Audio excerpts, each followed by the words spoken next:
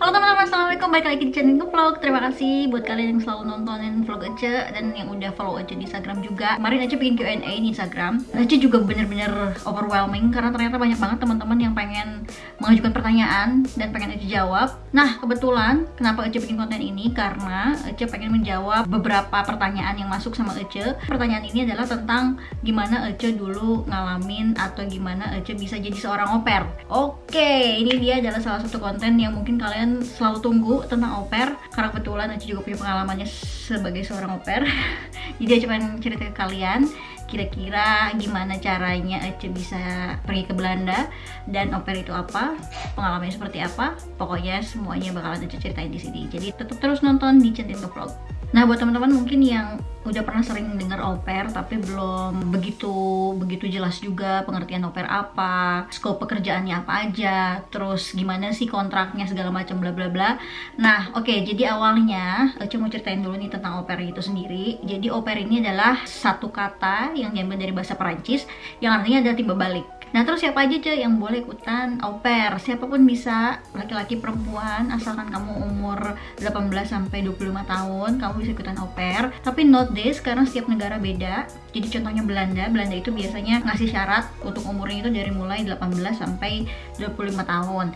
Nah, untuk Belgia biasanya sampai 27 atau 26 itu masih bisa. Sedangkan Denmark itu status yang kamu masih 30 pun kamu masih bisa jadi au pair. Jadi kalian harus lihat kriteria atau syarat dari setiap negara karena setiap negara punya regulasi yang beda untuk au pair. Ece mau ceritain juga apa aja kira-kira yang kita dapat saat kita jadi au pair di satu negara. Nah, karena Ece sekarang di Belanda, Ece mau cerita waktu itu Ece dapetin beberapa fasilitas yang memang bisa dibilang lumayan enak. Jadi saat Ece pertama datang nih ke rumah host family Ece langsung dikasih handphone, udah ada pulsanya karena pasca bayar, jadi mereka yang bayar. Abis gitu kita juga dapat fasilitas kamar sendiri dengan free wifi, terus ada televisi, terus Ece juga inget banget Ece dibeliin sepeda, jadi untuk akses kita bisa pergi kemana aja gitu, bisa pergi ke supermarket, habis gitu ke taman atau ke sekolah gitu kan. Yang bisa nyetir bahkan boleh bawa mobil mereka, kayak teman Ece waktu itu yang pernah jadi au pair juga di Belanda, karena dia bisa nyetir, dia boleh bawa mobil si host family. Nah,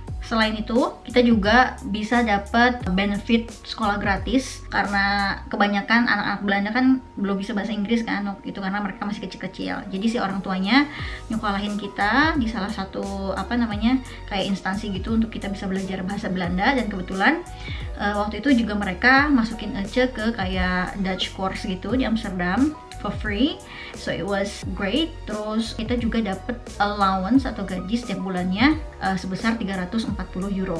Kalau ke rupiah mungkin sekitaran 5 jutaan kali ya waktu itu. Tapi itu bersih karena kita makan juga dikasih di sana, terus boleh ambil apapun itu gitu kan. Apa yang mereka makan kita juga boleh makan gitu. Nah, habis gitu selain tadi siapa yang bisa ikutan au pair, gimana ceritanya Ece bisa jadi au pair dan pergi ke Belanda? Oke, jadi kita bakalan flashback ke beberapa tahun lalu, tepatnya tahun 2011. Waktu itu Ece masih kuliah di Universitas Widyatama Bandung. Jadi waktu itu kan Ece kuliah di sastra Inggris nih ceritanya. Cuman kok masih nggak pede ya gitu dengan kemampuan bahasa Inggris Ece yang pasif. Kalau ngomongin secara teori atau gramatikal oke lah gitu, aku bisa bahasa Inggris. Tapi kok kalau pada saat ngobrol sama orang tuh masih belum bisa aktif gitu kan. Nah, akhirnya Ece cari cara gimana sih biar bisa ngelatih bahasa Inggris Ece supaya lebih lancar. Akhirnya Ece nemu salah satu website. Ini adalah salah satu website yang udah terkenal mungkin sekarang ya, dan udah banyak juga orang pakai. Namanya adalah Couchsurfing. Jadi si Couchsurfing ini adalah salah satu platform yang berupa website yang menghubungkan para traveler dari seluruh dunia untuk bisa lebih mengenal lokal di negara atau kota yang mereka tuju. Nah, waktu itu Ece tahu soal Couchsurfing itu dari teman, dan langsung lah Ece sign up di situ, bikin profile, abis gitu ngasih motivasi kenapa sih Ece pengen join sama Couchsurfing ini gitu kan. Dan alhamdulillah traveler pertama Ece adalah orang Jerman waktu itu, namanya Maria sama Lars. Nah, si Maria sama Lars ini waktu itu mereka lagi traveling ke Bandung. Terus ceritanya kita jalan-jalan, Ece ajakin keliling-keliling kota Bandung. Waktu itu Ece jadi host mereka kan, karena Ece seneng kan akhirnya ngobrol sama orang Jerman. Terus Ece cerita pengen juga bisa ke Europe, tapi karena aku nggak punya uang, aku nggak tahu gimana caranya bisa pergi ke sana. Untuk dapetin beasiswa pun aku belum secerdas dan tidak setekun itu gitu kan. Aku cerita nih sama si Maria ceritanya. Nah, si Maria itu akhirnya ngasih insight sama aku aku sama Ece waktu itu, kenapa nggak kamu ikutan au pair aja kan gitu. Terus aku langsung berpikir, loh au pair apaan gitu kan.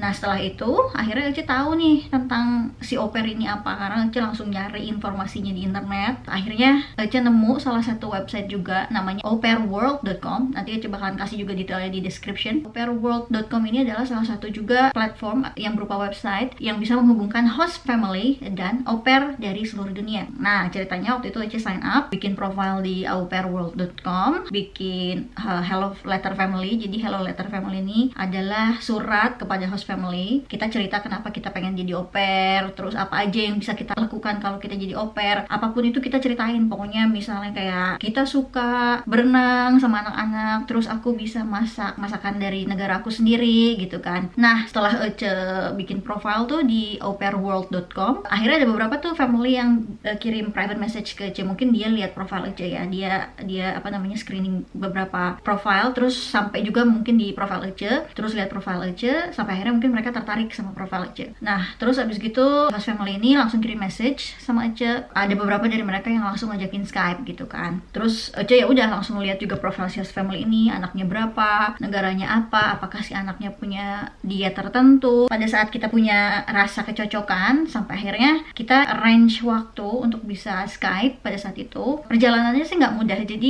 Ece pada saat bikin profile sampai bisa dapat host family itu lumayan juga butuh waktu. Jadi sekitaran 5 bulan proses untuk pemilihan si host family yang cocok, sampai akhirnya dapat host family yang ada di Amsterdam lebih tepatnya. Udah tuh beres, kita habis Skype beberapa kali. Ya udah abis gitu Ece confirm nih sama si host family ini, dan mereka langsung ngurusin dokumen Ece apa aja yang dibutuhin. Dan waktu itu memang agak ribet juga untuk persyaratannya, karena pertama waktu itu kan akte lahir Ece masih dalam bentuk apa ya, masih dalam bentuk bahasa Indonesia ya, belum ada bilingualnya. Nah kita harus punya akte lahir yang bilingual karena nantinya akan ditranslate menjadi bahasa Belanda oleh sworn translator. Nah ini prosesnya lumayan juga, jadi harus bolak-balik ke kelurahan, kecamatan, segala macamnya, pokoknya lumayan ribet.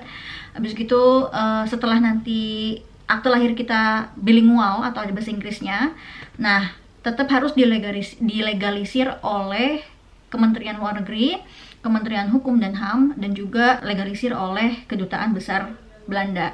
Nah setelah semua itu dilalui, kita juga harus bikin SKCK, kita juga harus provide surat yang menyatakan kalau kita belum menikah atau punya anak. Habis gitu kita juga harus punya ijazah yang bilingual juga dari pendidikan terakhir kita, karena waktu itu S1, jadi Ece kasih juga ijazah S1 Ece. Habis gitu ya udah langsung Ece scan semuanya, Ece kirim ke si calon host family yang ada di Belanda, karena waktu itu mereka langsung mau proses aplikasi visa untuk au pair. Jadi untuk au pair yang pergi ke Belanda itu mereka punya subclassnya, namanya adalah MVV atau Temporary Resident untuk au pair. Mereka minta dokumennya, Ece kirim. Setelah dikirim semua dokumen Ece ke host family, Ece nunggu nih untuk proses pembuatan visanya. Waktu itu it took like 2 months kalau nggak salah, jadi 2 bulanan untuk proses visanya. Dari bulan Agustus sampai visanya beres itu sekitaran 2 bulan, berarti Oktober baru jadi. Akhirnya visa Ece granted waktu itu, visa MVV Ece bisa pergi ke Belanda, alhamdulillah. Dan akhirnya mereka beliin tiket Ece buat pergi di bulan Desember tanggal 12 tahun 2012, aku masih ingat banget. Dan aku tuh perasaannya seneng banget, luar biasa seneng banget, karena Ece nggak pernah percaya gitu.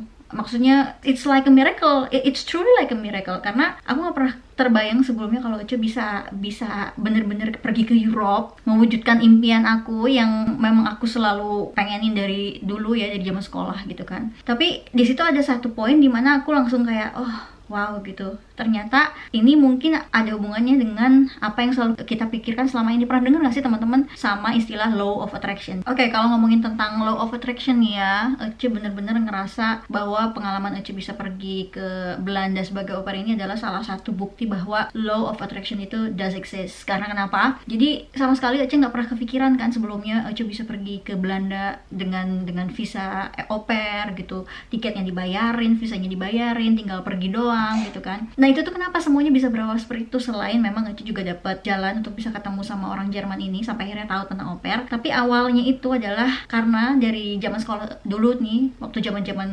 SMA, SMP. Dulu kan kita masih suka langganan majalah kan ya. Aca inget banget dulu Aca masih langganan majalah Go Girl. Ada nggak sih di sini yang juga langganan majalah Go Girl?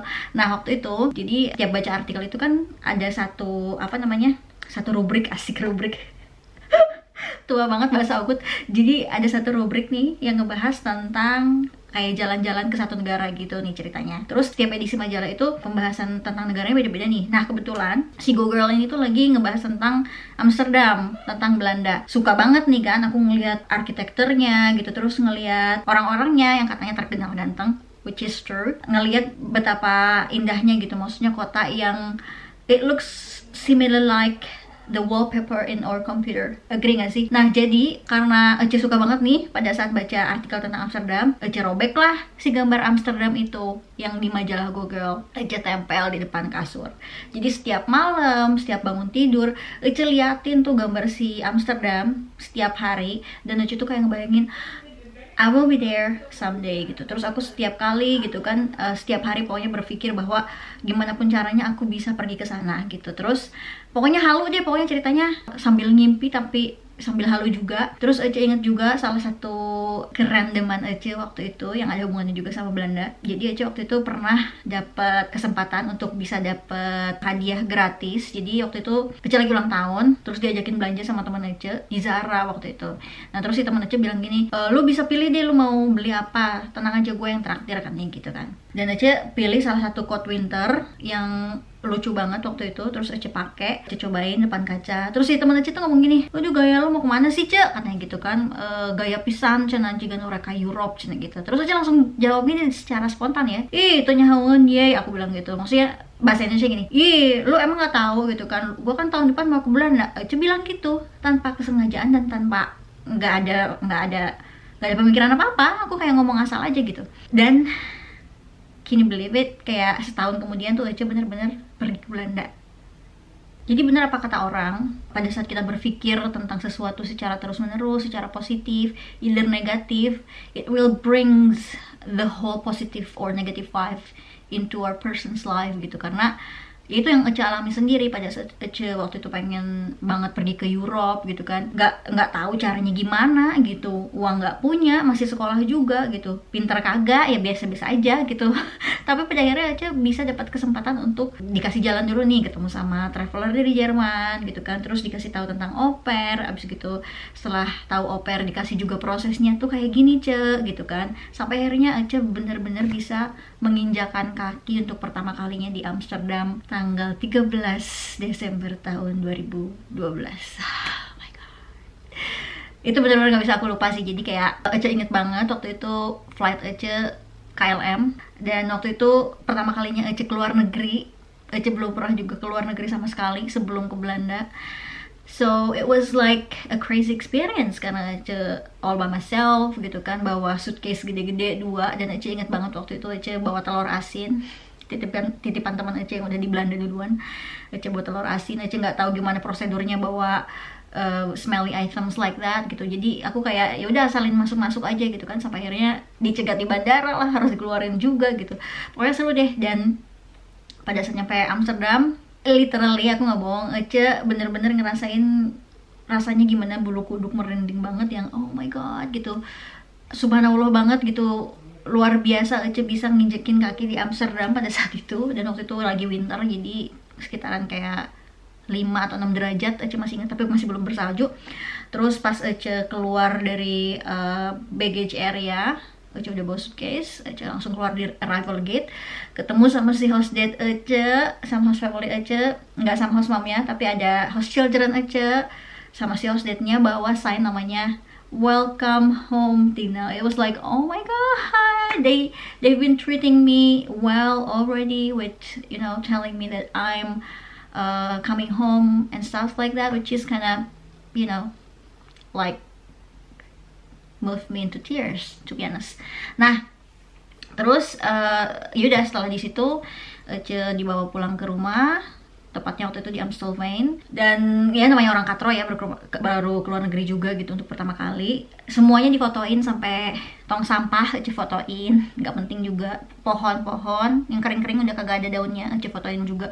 Pokoknya lebay banget lah gitu. Cuman ya itu dia, maksudnya pengalaman yang Ece nggak bisa, I would never regret it gitu, dan I would never trade it for everything. Itu aja sih mungkin ya untuk sekarang vlognya. Nanti bakalan Ece lagi cerita tentang pengalaman berikutnya. Cuman ini tentang step-stepnya dan pengalaman Ece kenapa bisa pergi ke Belanda sebagai au pair. Untuk pengalamannya Ece bakalan bikin part 2, jadi kalian nonton di vlog Ece setelah ini untuk bisa tahu pengalamannya seperti apa setelah Ece di Belanda. Tidak hanya yang bahagia-bahagia ya pemirsa, karena Ece juga punya pengalaman yang penuh dengan air mata dan drama kumbara. Pokoknya terus nonton Centini Ngevlog dan terus update juga tentang cerita-cerita keseharian Ece di Sydney. Jangan lupa follow Instagramnya. So langsung move on to part 2. See you there.